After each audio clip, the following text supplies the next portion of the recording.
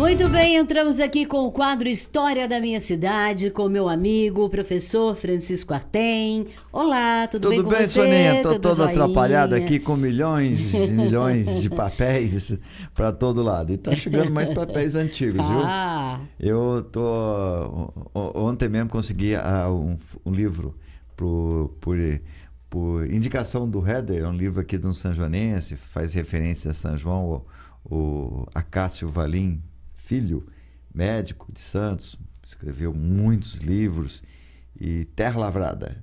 Chegou, eu ia trazê-lo hoje aqui, amanhã eu trago para mostrar para vocês. Quem tiver sugestões de livros, anotações, tiver livros antigos com referência à nossa região sempre, né? Não precisa ser de São João, pode ser das cidades da região, Águas da Prata, Aguaí, enfim. Aí sim, nos indique, tá bom? A gente vai aumentando aí as nossas coleções. E tá tudo bem, Soninha? Tudo jóia, e você?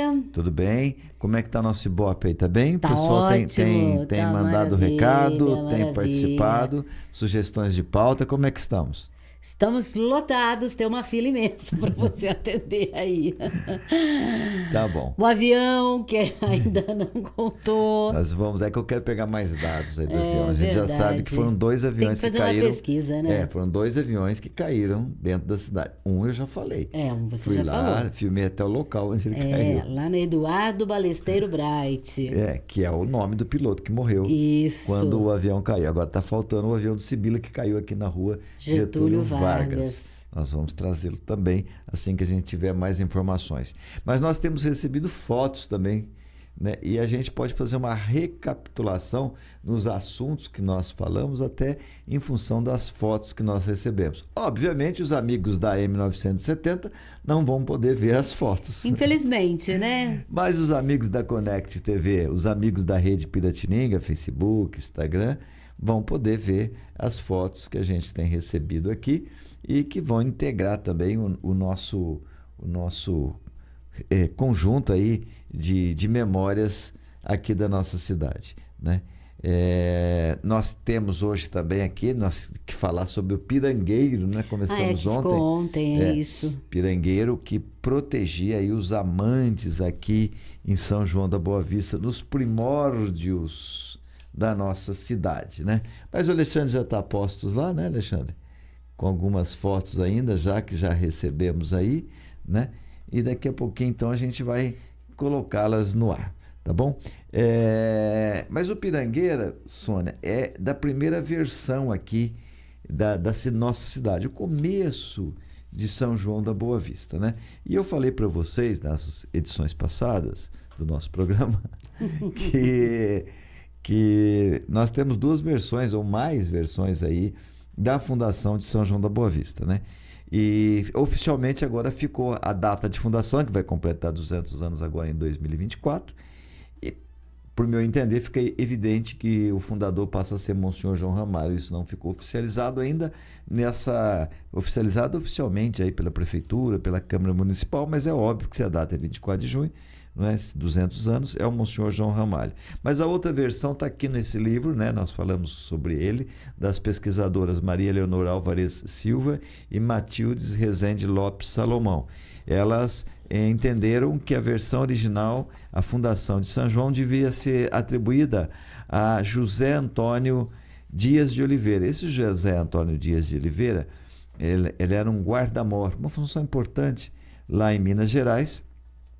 E segundo consta, pesquisa delas, ele era um descendente de Tiradentes, né? E todos eles, descendentes de Tiradentes, passaram a ser perseguidos com a morte dele. Ele era um homem rico, ele era um homem de posse, e perseguido lá nas terras de Minas Gerais, onde ele estava, ele se refugia praticamente, vem para São João com toda a sua família. A explicação aqui é que ele veio justamente para fugir aí das perseguições daquele momento. E aqui ele compra a primeira fazenda, né? Aqui em São João da Boa Vista, né? Aqui, Mojimirim era uma cidade, como eu disse, bastante movimentada, era uma das cidades mais importantes do estado de São Paulo, é a segunda cidade mais importante do estado de São Paulo. né? Então ela diz aqui que por que era importante? Porque era justamente fronteira da região. E todos os soldados, as tropas paulistas estavam sediados em Mojimirim, porque vinha ali de Minas Gerais a possibilidade de um ataque, né? Então o guarda-mor tenta se aproximar aí, um local próximo aí a divisa, né? Aqui no caso foi São João da Boa Vista. E em Mojimirim, para vocês terem uma ideia, as duas historiadores relatam aqui que tinha quase 1.000 homens aquartelados aí para patrulhar a região. 1.000 homens na época era gente que não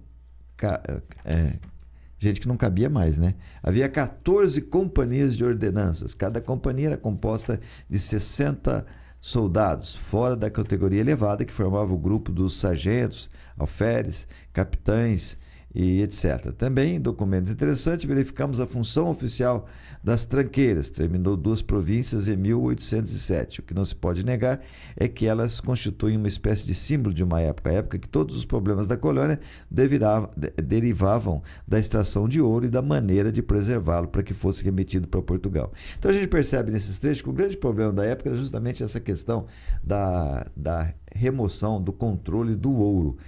A colônia, Portugal, queria manter a colônia absolutamente sob controle. Estamos aqui em Minas Gerais, uma região onde nós temos aí a mineração, o ciclo da mineração, uma quantidade enorme de ouro é extraído ali e vários caminhos dos aspas brasileiros da época para tentar fugir com esse ouro, para não ter que pagar todos aqueles impostos para a coroa, para poder fazer, enfim, seu pé de meia, né? E um dos caminhos aqui era justamente a Serra da Paulista, hoje tão tradicional, tão conhecida, tão festejada, a Serra da Paulista nossa, talvez tenha sido o primeiro caminho mesmo que a gente registra aqui em São João. A Serra da Paulista, na verdade, sempre houve e ainda há uma lenda dizendo que ali tem tesouros escondidos. E aí está a explicação por que tesouros escondidos. Porque era a época da mineração, né?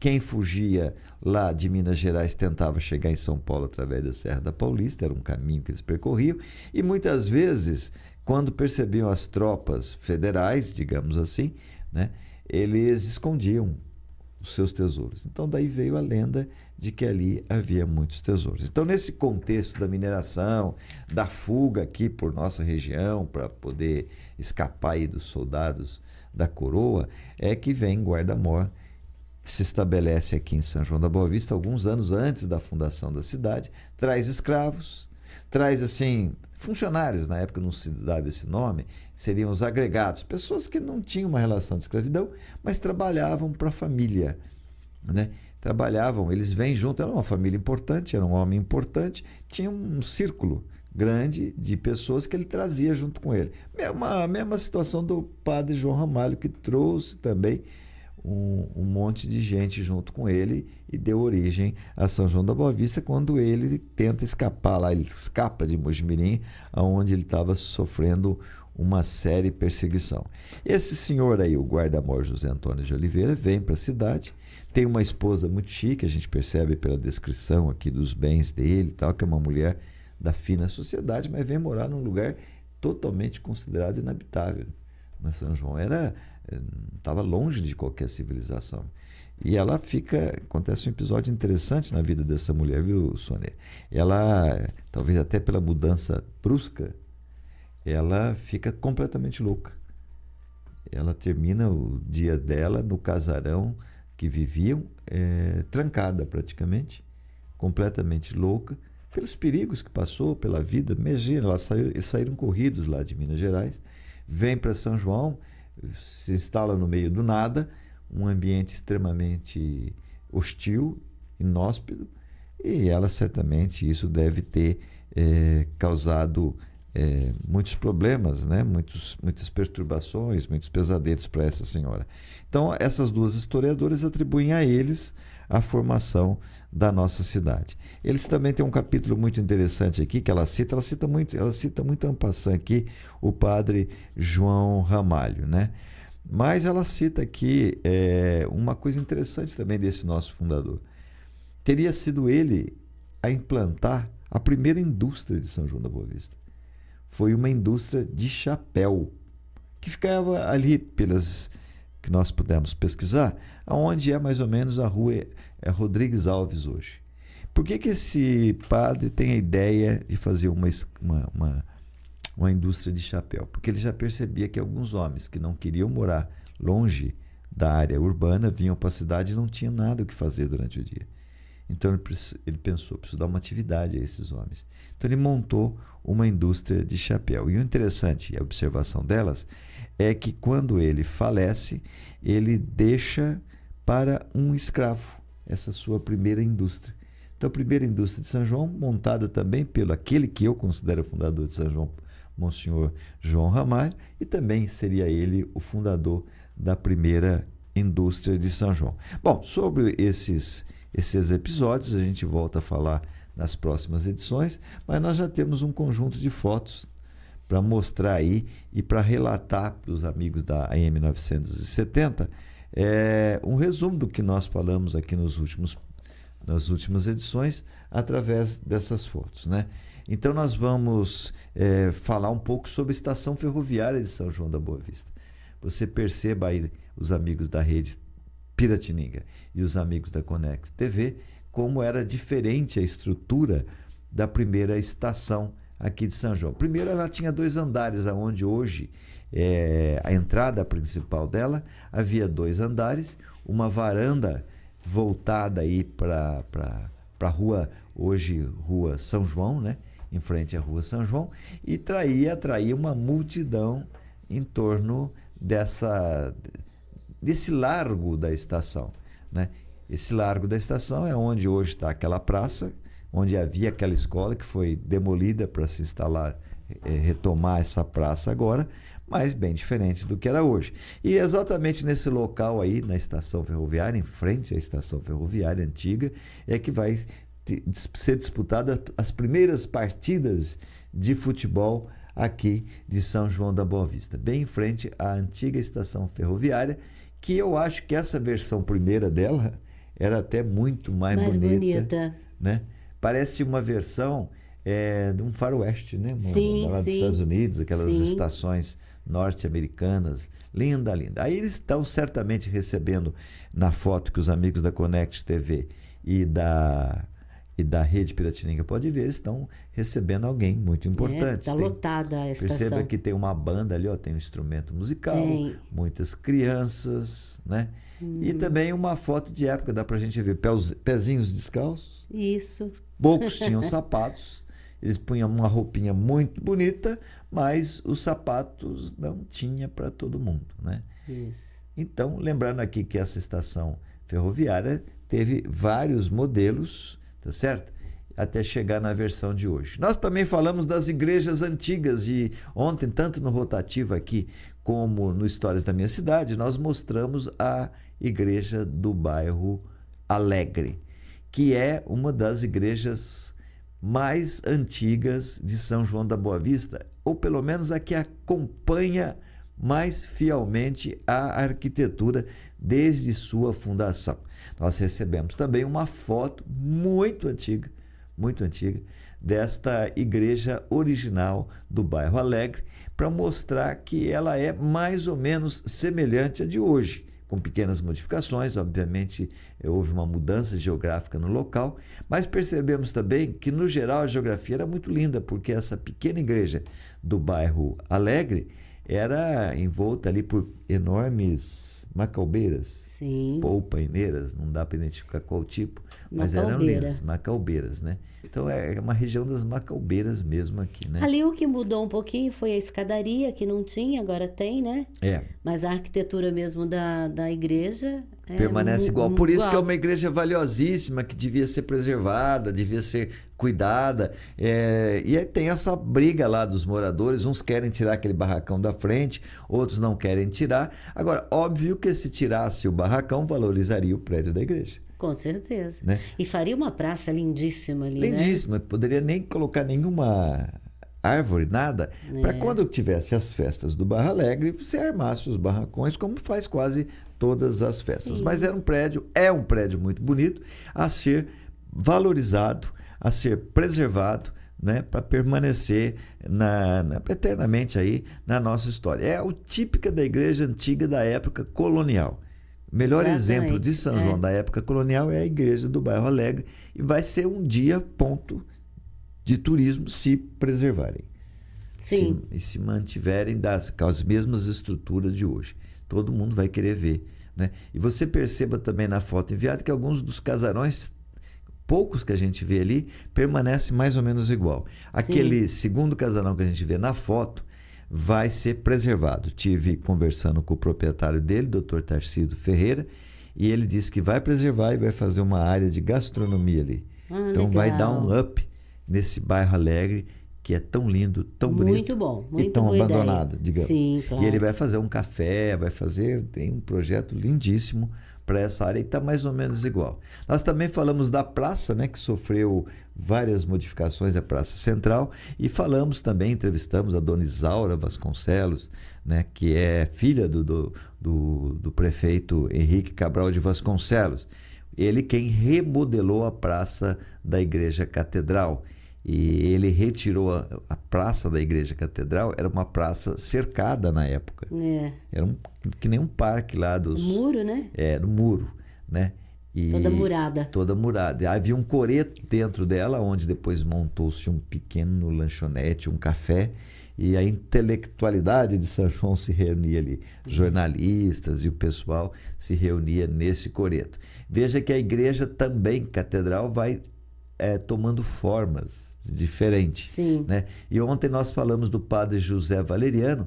Ele demoliu a primeira igreja original, né? Remodelou e fez uma igreja mais moderna, mais ou menos do desenho da atual. Era este o desenho que os amigos da Conect TV e da Rede Piratininga podem ver, já muito lembrando a atual igreja catedral. Depois tiveram modificação na torre, aumentaram, ampliaram as laterais, mas já tem o jeitão da igreja catedral de São João da Boa Vista. Foi cuidada, foi ampliada, mas respeitou-se a arquitetura. Uma pena que tirou o coreto, né? O coreto era lindo, maravilhoso. Eu acho tão maravilhoso, bonito. Né? Também nós falamos aqui nas nossas edições do Coronel Joaquim José, né? E eu contei a história da estátua do Coronel Joaquim José, né? O Coronel Joaquim José foi aí o patriarca de São João da Boa Vista. Foi ele o republicano, amigo do padre José Valeriano. Foi ele em quem dominou politicamente a cidade por mais de 40 anos. Os dois, né? Os três, porque também havia mais um padrinho aí na história, né? E o que acontece? Essa praça, nós falamos também do acidente que teve, né? Do menininho que morreu. Sim. O Tequinho, lembra? Lembro. Filho do capitão Teco, que foi vereador aqui em São João da Boa Vista há muito tempo. Andaimes foram colocados aí para erguer a estátua, né? Vimos uma crônica engraçadíssima do professor Dias Pascoal falando aí da dificuldade do povo entender o que era uma estátua, né? E a melhor definição que ele encontrou foi uma pedra onde põe uma pessoa em cima, fica uma pessoa em cima. Né? Mas o menino Tequim foi brincar lá no andaime, caiu sobre ele, ele morreu ensanguentado aí na inauguração da nossa Praça Joaquim José. Né? E aqui nós vemos mais um momento interessante, numa foto já colorizada, né, de São João da Boa Vista. Nada mais, nada menos que a entrada da Rua Ademar de Barros. E aí você percebe... Aquele prédio ali era do Banco do Brasil? Não, esse prédio está lá ainda até hoje. Com a mesma é verdade, arquitetura. da esquina, né? Da esquina. Com a mesma arquitetura. Exatamente a mesma arquitetura. Mudou-se, era um prédio de várias portas, né? Um sobrado, e está preservado enquanto for possível preservá-lo, né? E a gente percebe já lá a praça cercada, a praça da Joaquim Catedral Coronel, cercada, grama na rua, porque passava-se poucos animais ali, e nós vamos ver então a casa da Lucina, da dona Lucina Raposo Vasconcelos. Essa casa ela vai ficar aí quase que em frente, aquele casarão do lado oposto, né? Onde tem aqui na foto um senhorzinho passando com o seu chapéu. Essa é a dona Lucina, e que nós falamos também aqui, personagem interessante, mais moderno da nossa história, né? A dona Lucina é uma portuguesa, né, que veio lá de Ponta Delgado, na ilha de São Miguel, arquipélago dos Açores. Ela veio para o Brasil no final do século XIX. Ela fixou residência com seu primo e marido, Felipe Cabral de Vasconcelos, na Fazenda Dourado, município de São João da Boa Vista.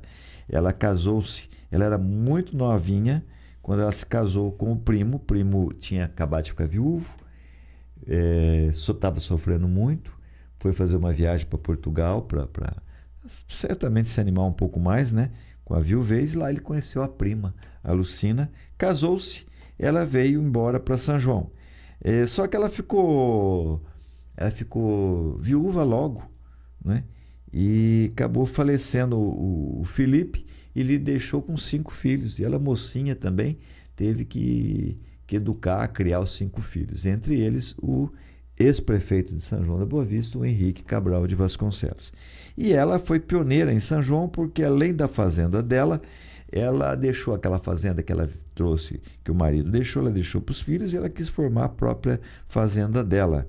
É a Fazenda Santa Carolina ou Fazenda Matão. Ela foi a responsável pela Fazenda Matão, que trouxe muito progresso. E finalmente aí, ó, o casarão da Dona Lucina. Ela manda construir um casarão lindíssimo. Lindíssimo aqui mesmo. É onde hoje está o Banco do Brasil. Oh, dó. Poderia ser o Banco do Brasil, não é? Poderia, muito Tem bonito. espaço de sobra. Olha o outro ângulo do casarão. Que coisa mais né? linda. Que pena que os amigos da 970M não possam ver. Mas vai ficar aqui nos nossos arquivos para você ver depois, no momento em que você tiver a oportunidade. Mas é lindo esse casarão.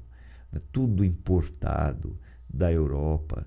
Né? Os vitrais. Um pouquinho desses vitrais você encontra aqui, vizinho da Rádio Piratininga, no Panela Velha Restaurante. Aqueles verdade. vitrais que a gente vê é um pouquinho do que foi preservado aí do casarão da Dona Lucina, essa portuguesinha que veio e mudou muito a história de São João da Boa Vista. Esse casarão tinha que ser preservado por todos os motivos imagináveis da preservação da cultura, pela beleza, pela importância, pela história, e também porque aqui passaram vários políticos famosos. Estiveram, tem fotos, depois a gente pode trazer outro dia, do ex-presidente Juscelino Kubitschek, porque ali também, os descendentes ali da Dona Lucina eram grupos de políticos. Os genros foram políticos, os filhos, chegou a ser prefeito, né, o Henrique Cabral de Vasconcelos, e eles recebiam, e é oposto, né, os genros de um partido, o filho de outro. E eles recebiam celebridades da política naquela época. Infelizmente, o Banco do Brasil não teve essa sensibilidade. E tá com aquele prédio horroroso. Está com aquele prédio horroroso, mal feito, mal construído, bem no centro de São João. E o Banco do Brasil tem uma dívida com São João. Devia fazer uma campanha aí para eles pagar essa dívida, preservar outros prédios, enfim, fazer alguma coisa mais simpática para a cidade, porque eles foram de uma antipatia imensa ao destruir esse lindo patrimônio da nossa história. Vamos ao intervalo? Vamos ao intervalo, daqui a pouquinho a gente volta. Maravilha.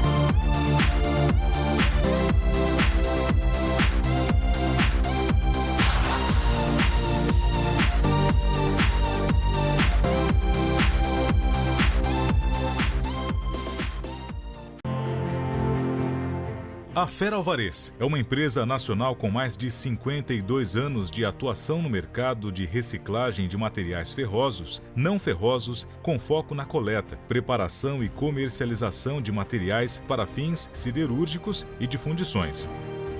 Contamos com uma frota própria de caminhões personalizados, equipados com sistemas de carga e descarga, entre outros, para atender os diversos tipos de demanda.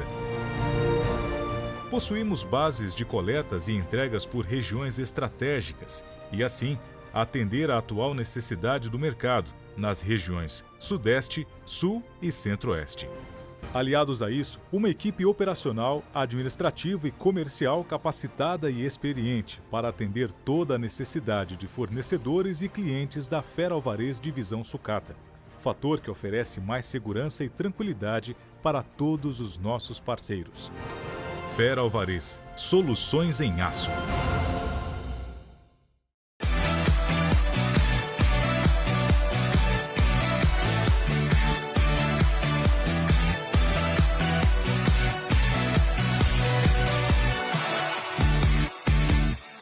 Muito bem, voltamos aí com a história da minha cidade. Hoje vamos falar aí sobre o Pirangueiro. Teve que falar nem que foi um pouquinho, né? Estamos com os nossos que horários estourados. ontem. A gente dá muito spoiler aqui para manter nossa audiência em alta, né? O que acontece que a gente acaba deixando muitas histórias para depois. Mas o Pirangueiro, nós estamos anunciando aí esse personagem interessantíssimo que foi recuperado aí pelas historiadoras que nós estamos baseando essas informações dos primórdios de São João da Boa Vista, o início mesmo da nossa cidade. O Pirangueiro tem esse nome porque era dono de uma piroga, que a Soninha não sabia o que era uma piroga. Imagina uma moça assim já, né?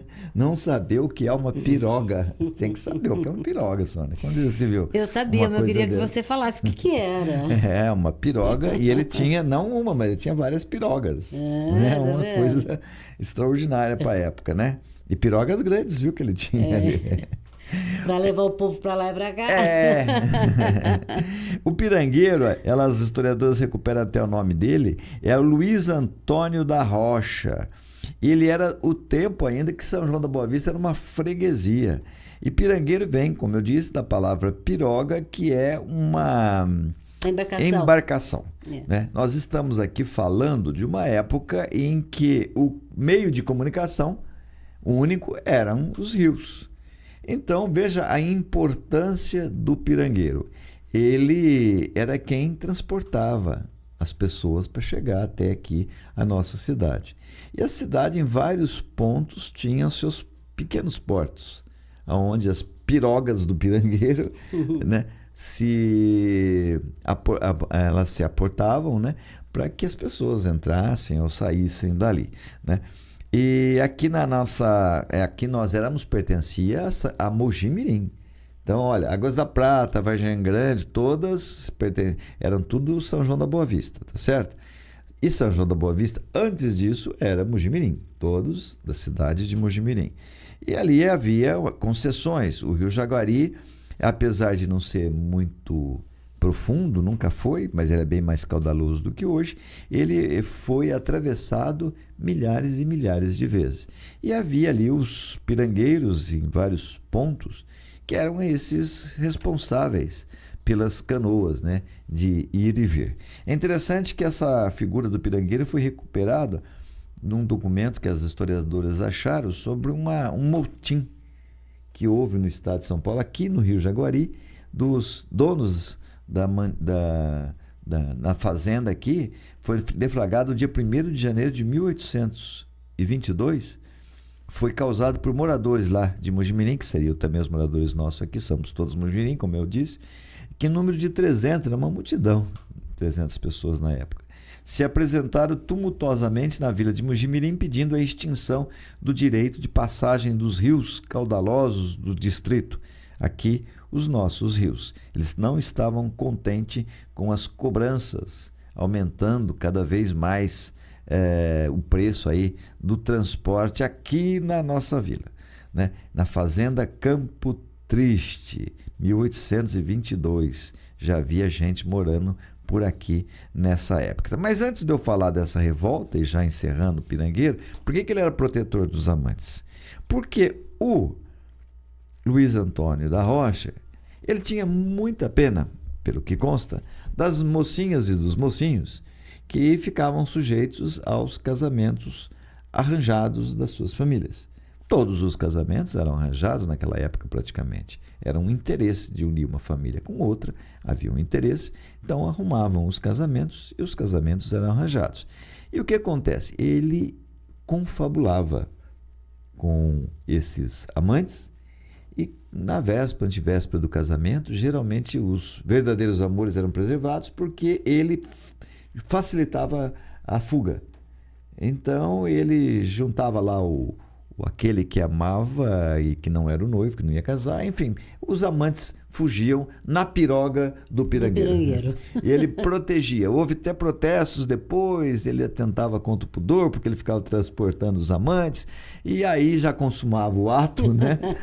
Consumado o ato, naquela época não tinha volta. Não era que nem hoje, que pode consumar à vontade, né? Exatamente. Hoje, né? Hoje, a coisa, lenha. até eles falam, até costuma-se dizer que essa época agora é a época que a população de São João aumenta bastante. É a pique. Verdade. Dizem, não sou eu que estou falando. Hein? Dizem que a população de São João cresce, é o censo. Cresce nessa época. Cuidado aí. Né? E hoje não precisa mais do pirangueiro. Hoje não tem pirangueiro, hoje tem outras bocadas aí. Né? Não tem mais pirangueiro. Mas esse pirangueiro aí tem muitas histórias interessantes. Né? Porque... E como ele era o único, né, que transportava, não podia nem brigar muito com ele, as famílias, né? Porque senão ele não transportava os velhos fazendeiros. A gente volta nesse assunto, a gente volta mais sobre os primórdios da nossa cidade e já preparando para a semana que vem para a gente falar da Revolução de 32, hein? Palco aqui, Águas da Prata, São João. Vamos fazer também uma série de programas sobre 32. Tá bom, Soninha? Tá ótimo, muito bom o programa de hoje. Sempre é bom. Sempre é bom, mas amanhã tem mais. Fique sempre ligadinho, tá? Um grande abraço a você da Connect TV, da Rede Piratininga de Comunicação e da nossa querida e amada AM 970, a tradicional rádio Piratininga. Um grande abraço a todos. Fiquem com Deus hoje, amanhã e sempre. Beijo, gente. Tchau, tchau.